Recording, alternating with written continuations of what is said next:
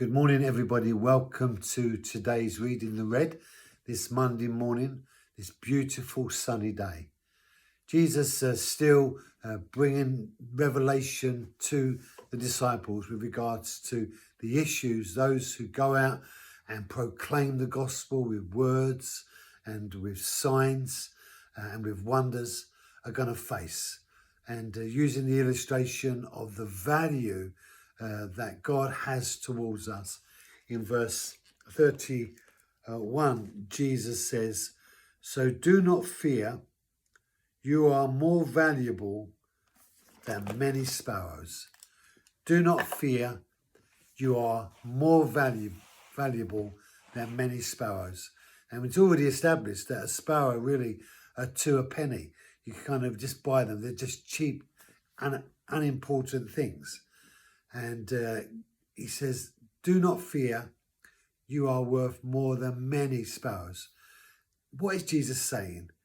He's saying this, that in the presentation of the gospel, you're going to find hardship and difficulties, and they're going to come at you in all kinds of ways. And bear in mind that the gospel is not just about the message of the cross, but it's everything that the cross represents in terms of seeking to bring the recovery of human lives back into a relationship with God so that we are able to be the very people that God intended for us to be. And all the breakthroughs and all the battles that need to be won to both obtain that kind of good position with God, as well as the battles and contentions that are going to have to be fought with for those who have come into the kingdom but who are not making progress while they're children of God. And so often people think that becoming a Christian, press a button, it's all going to be all right from then on. We know it's not.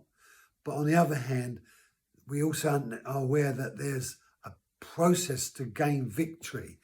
And Jesus is saying in this verse, do not fear. And I have found in my lifetime that fear really is the great debilitator. It's the very thing that stops people from being an adventurer. Fear really robs us of our ability to feel secure. Fear takes us into the darkness. Fear makes us believe that God is not going to be with us. Fear that just drives us into a kind of a corner and says you're not loved, you're not important, you're not valuable, nobody cares about. Fear takes you into all the bad places that human beings should not go. And how do we conquer this fear? Well, perfect love casts out fear. And so we need perfect love. And that perfect love came to us. It's not coming to us. It came to us in Jesus when God sent his son. So it's already here. So we don't need it. What we need to do is receive it. Receive the perfect love.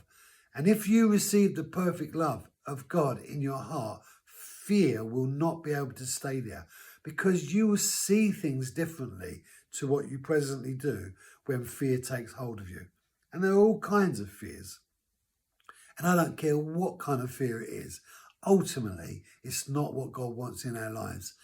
And that's why we need to be those, if we're Christians, receive the love of God so that the fear that tries to imprison us would be driven away.